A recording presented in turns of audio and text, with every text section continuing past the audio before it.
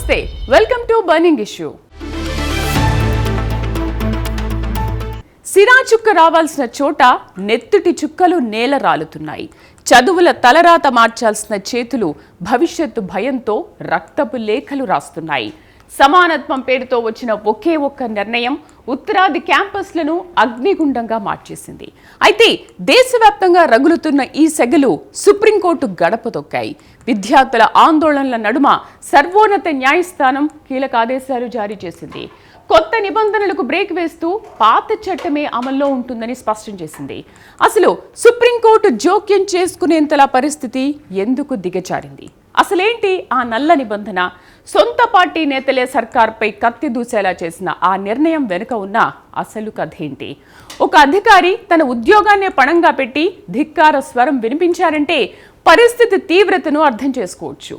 Court తీర్పుతో తాత్కాలిక ఊరట లభించిన అసలు ఈ కాస్ట్ ఫైర్ వెనుక ఉన్న వాస్తవాలేంటో తెలుసుకుందాం.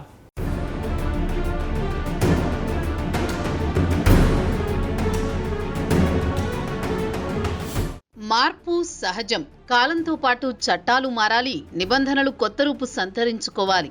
కానీ ఆ మార్పు ప్రగతికి బాటలు వేసేలా ఉండాలి తప్ప ప్రశాంతంగా ఉన్న సమాజంలో చిచ్చురేపేలా ఉండకూడదు. దశాబ్దాలుగా ఒక పద్ధతిలో నడుస్తున్న వ్యవస్థను ఒక్కసారిగా కుదిపేస్తే దాని పర్యవసానాలు ఎంత తీవ్రంగా ఉంటాయో చరిత్ర ఎన్నోసార్లు నిరూపించింది. ఇప్పుడు దేశంలోని ఉన్నత విద్యా వ్యవస్థల్లో సరిగ్గా అదే జరుగుతోంది. సంస్కరణ పేరుతో యూనివర్సిటీ గ్రాంట్స్ కమిషన్ వేసిన ఒక్క అడుగు ఇప్పుడు ఉత్తరాది రాష్ట్రాల్లోని క్యాంపస్లను అగ్నిగుండంగా మారుస్తోంది. నిన్నటి వరకు పుస్తకాలతో కుస్తీ పట్టిన విద్యార్థులు నేడు రోడ్డెక్కి నినదించే పరిస్థితి ఎందుకు వచ్చింది?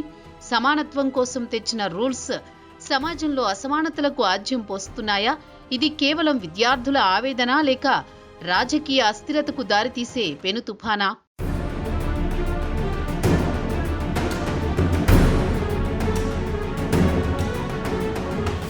అసలు ఈ రచ్చకంతటికి మూలమెక్కడుంది? జనవరి 13న యూజీసీ జారీ చేసిన ఒక నోటిఫికేషన్ ఇప్పుడు దేశవ్యాప్తంగా చర్చనీయాంశమయ్యింది.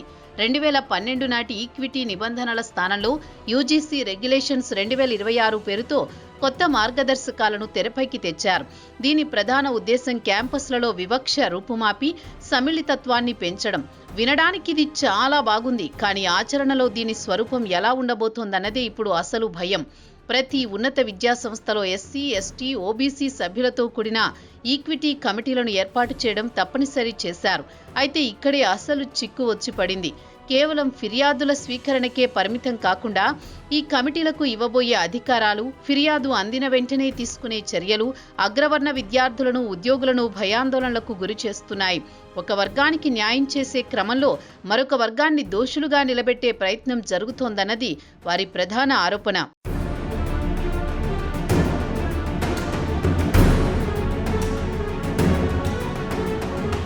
ఉత్తరప్రదేశ్ రాజధాని లక్నో ఇప్పుడు ఈ నిరసనలకు కేంద్ర బిందువుగా మారింది. లక్నో విశ్వవిద్యాలయంలో మొదలైన చిన్న నిరసన ఇప్పుడు దావానంలా వ్యాపిస్తోంది. విద్యార్థులు ప్రధాన ద్వారం వద్ద బైఠాయించి చేస్తున్న నినాదాల్లో ఆవేదన స్పష్టంగా కనిపిస్తోంది. మా చదువులను, భవిష్యత్తును దెబ్బతీసే హక్కు ఎవరికీ లేదు అన్నది వారి ఆక్రందన. కొత్త రూల్స్ ప్రకారం ఎవరైనా వివక్ష చూపారని ఫిర్యాదు చేస్తే తక్షణమే కఠిన చర్యలు తీసుకునే అవకాశం ఉంది. ఇది క్యాంపస్లలో కుల ఘర్షణలకు దారితీస్తుందని, విద్యార్థుల మధ్య ఉండాల్సిన ఆరోగ్యకరమైన పోటీని చంపేసి ద్వేషాన్ని నింపుతుందని ఆందోళనకారులు వాదిస్తున్నారు. సామాజిక సామరస్యానికి ప్రతీకగా నిలవాల్సిన యూనివర్సిటీలు కులాల కుంపటిగా మారితే బాధ్యత ఎవరిది అన్న ప్రశ్నను వారు సూటిగా సంధిస్తున్నారు. ముసాయిదాను పునః పరిశీలించకుండా, విద్యార్థి సంఘాలతో చర్చించకుండా ఏకపక్షంగా నిర్ణయాలు తీసుకోవడంపైనే వారి ఆగ్రహం కట్టలు తెంచుకుంటోంది.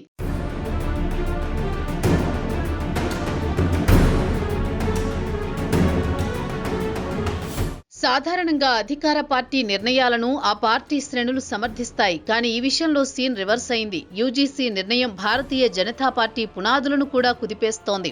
సొంత పార్టీ నేతలే కేంద్ర ప్రభుత్వంపై తిరుగుబావుట ఎగురవేస్తున్నారు.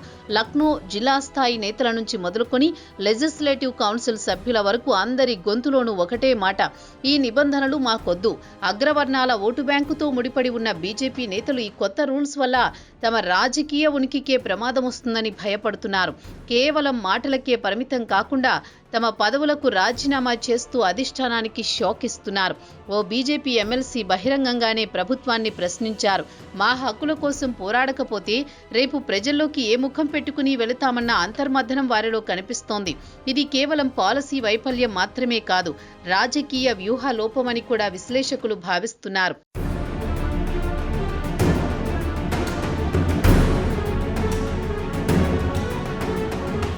నిరసన ఏ స్థాయిలో ఉందనడానికి కౌశాంబిలో జరిగిన ఘటనే ప్రత్యక్ష సాక్ష్యం. సిరాకు బదులు రక్తాన్ని చిందించి ప్రధానికి లేఖ రాశారంటే వారి ఆవేదన ఎంత లోతుగా ఉందో అర్థం చేసుకోవచ్చు. ఇది కేవలం ఒక కాగితం ముక్క కాదు, సవర్ణ యువత గుండె చప్పుడు. రాయ్బరేలీలో బీజేపీ కిసాన్ మోర్చా నేత రాజీనామా, డియోరియా కోర్టు ఆవరణలో వేలాది మంది బైఠాయింపు, ఇవన్నీ చూస్తుంటే పరిస్థితి చేజారుతున్నట్లు కనిపిస్తోంది. కొత్త నిబంధనలను వారు నల్ల చట్టంగా అభివర్ణిస్తున్నారు. న్యాయవాదులు సైతం నల్ల బ్యాడ్జీలు ధరించి మద్దతు తెలుపుతుండడం గమనార్హం. ఒకవైపు చదువు, మరోవైపు భవిష్యత్తు భయం వెరసి యువతను తీవ్ర నిరాశలోకి నెట్టేస్తున్నాయి.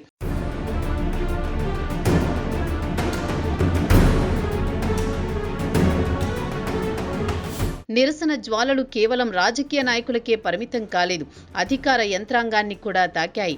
బరేలీ సిటీ మెజిస్ట్రేట్ అలంకార్ అగ్నిహోత్రి ఉదంతం దీనికి నిదర్శనం. ఒక ప్రభుత్వ అధికారిగా ఉండి కూడా ప్రభుత్వ విధానాలను, యూజీసీ తీరును ప్రశ్నిస్తూ ఆయన తన ఉద్యోగానికి రాజీనామా చేయడం సంచలనం సృష్టించింది. అయితే ప్రభుత్వం ఆయన్ను క్రమశిక్షణారాహిత్యం కింద సస్పెండ్ చేసింది. కానీ సస్పెన్షన్ తర్వాత అగ్నిహోత్రి చేసిన వ్యాఖ్యలు తీవ్రంగా ఉన్నాయి. ఉత్తరప్రదేశ్లో బ్రాహ్మణ వ్యతిరేక ప్రచారం జరుగుతోంది. ఒక వర్గాన్ని లక్ష్యంగా చేసుకుని వేధిస్తున్నారు అని ఆయన చేసిన ఆరోపణలు తీవ్ర చర్చకు దారితీశాయి. పాలనా యంత్రాంగంలో నిజాయితీపరుడిగా పేరున్న ఒక అధికారి ఇంతటి కఠిన నిర్ణయం తీసుకున్నారంటే క్షేత్రస్థాయిలో పరిస్థితి ఎంత తీవ్రంగా ఉందో అర్థం చేసుకోవచ్చు.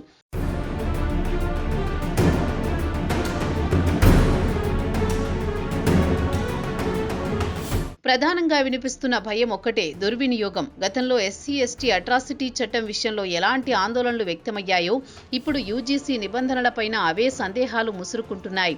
కొత్త విధానంలో ఓ విద్యార్థిపై లేదా అధ్యాపకుడిపై వివక్ష ఫిర్యాదు వస్తే విచారణ పూర్తి కాకముందే వారిని నేరస్తులుగా చూసే ప్రమాదముందన్నది విమర్శకుల మాట. క్యాంపస్లో చిన్నపాటి గొడవలు, వ్యక్తిగత కక్షలు కూడా కుల వివక్ష ఫిర్యాదులుగా మారే అవకాశం లేకపోలేదు. అదే జరిగితే నిందితుడిగా ముద్రపడిన విద్యార్థి కెరియర్ ఏమవుతుంది?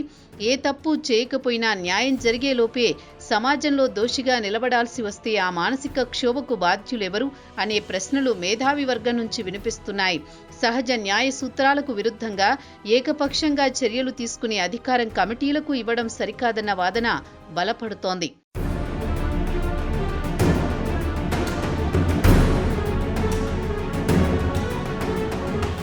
మరోవైపు ఈ అశాంతిని తమకు అనుకూలంగా మార్చుకునేందుకు విపక్షాలు రంగంలోకి దిగాయి. ఉత్తరప్రదేశ్ కాంగ్రెస్ అధ్యక్షుడు అజయ్ రాయ్ బీజేపీపై నిప్పులు చెరిగారు. ఇది బీజేపీ ఆడుతున్న విభజన రాజకీయాల్లో భాగమే అని ఆయన ఆరోపించారు. గతంలో మతపరంగా ప్రజలను విడదీసిన బీజేపీ ఇప్పుడు కులాల వారీగా విద్యార్థులను విడదీసి తన వైఫల్యాలను కప్పిపుచ్చుకునే ప్రయత్నం చేస్తోందని విమర్శించారు. కాంగ్రెస్ హయాంలో ఉన్న వ్యవస్థనే పటిష్టంగా అమలు చేస్తే సరిపోతుంది కదా, కొత్త నిబంధనలతో గందరగోళం ఎందుకు అని ఆయన ప్రశ్నిస్తున్నారు. నిజానికి ఇది విద్యార్థుల సమస్య అయినప్పటికీ దీని వెనుక జరుగుతున్న రాజకీయ క్రీడ అంతా ఇంతా కాదు.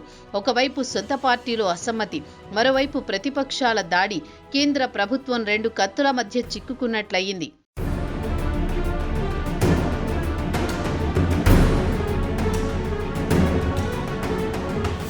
రాజకీయాలు, ఆరోపణలు పక్కన పెడితే ఈ మొత్తం వ్యవహారంలో బలి అవుతున్నది మాత్రం విద్యా వాతావరణం. సరస్వతి నిలయాలుగా ఉండాల్సిన యూనివర్సిటీలు ఇప్పుడు రణరంగాలను తలపిస్తున్నాయి. విద్యార్థుల మధ్య ఉండాల్సిన స్నేహభావం స్థానంలో అనుమానాలు మొలకెత్తుతున్నాయి.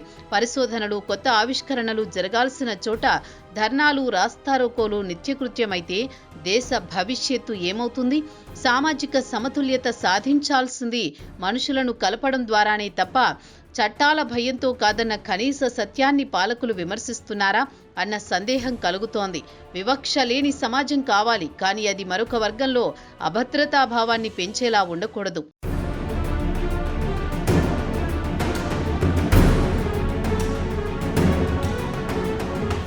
దేశవ్యాప్తంగా నిరసనలు వెల్లువెత్తుతున్న నేపథ్యంలో కేంద్ర ప్రభుత్వం దిద్దుబాటు చర్యలకు ఉపక్రమించింది.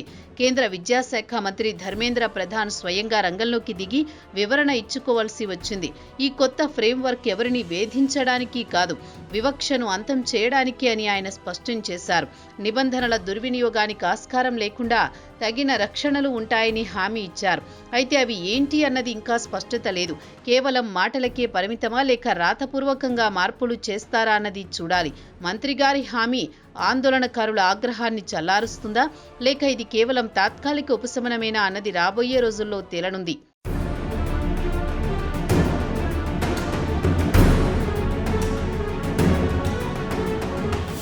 నిజానికి ఇది చాలా సున్నితమైన అంశం. ఒకవైపు అణగారిన వర్గాలకు రక్షణ కల్పించాల్సిన బాధ్యత ప్రభుత్వానికి ఉంది. మరోవైపు ఓపెన్ కేటగిరీ లేదా అగ్రవర్ణ విద్యార్థులకు అన్యాయం జరగకుండా చూడాల్సిన అవసరమూ ఉంది. వివక్షను అంతమొందించే క్రమంలో మరో కొత్త రకమైన వివక్షకు తెరలేపడం ఆరోగ్యకరమైన ప్రజాస్వామ్య లక్షణం కాదు. సమానత్వం అంటే అందరికీ సమాన అవకాశాలు కల్పించడమే కానీ ఒకరిని భయపెట్టి మరొకరిని ఉద్ధరించడానికి కాకూడదు. ఈక్విటీ కమిటీలలో అన్ని వర్గాలకు ప్రాతినిధ్యం ఉండాలి. విచారణ పారదర్శకంగా జరగాలి. ఫిర్యాదు చేయగానే శిక్ష కాకుండా నిజానిజాలు నిగ్గు తేల్చే మెకానిజం ఉండాలి. అప్పుడే ఈ ఆందోళనలకు శాశ్వత పరిష్కారం లభిస్తుంది.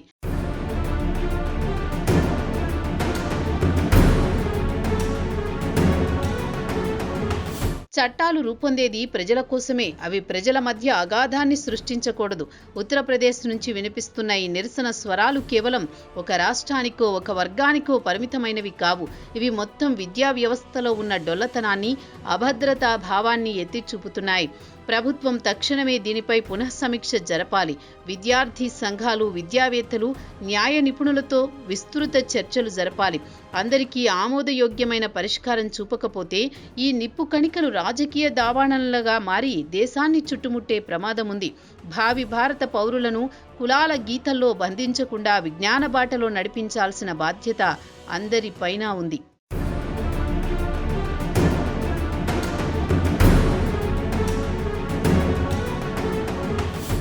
సుప్రీంకోర్టు తాజా ఆదేశాలతో ప్రస్తుతానికి గండం గట్టెక్కిన ఈ వివాదం రేపిన గాయాలు మాత్రం ఇంకా పచ్చిగానే ఉన్నాయి. చట్టం కాగితం మీద ఎంత పవిత్రంగా ఉన్నా ఆచరణలో అది మరో వర్గాన్ని భయపెట్టేలా ఉండకూడదని న్యాయస్థానం చెప్పకనే చెప్పింది. తరగతి గదిలో ఉండాల్సింది ఆరోగ్యకరమైన పోటీనే తప్ప కులాల కుమ్ములాట కాదు.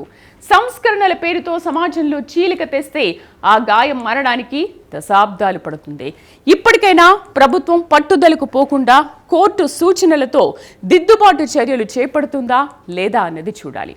ఒక్కటి మాత్రం నిజం, రేపటి భారతానికి దిక్సూచిగా నిలవాల్సిన యువత రాజకీయ చదరంగంలో పావులుగా మారకూడదు. కలం పట్టాల్సిన చేతులు కులం జెండా పట్టకూడదు.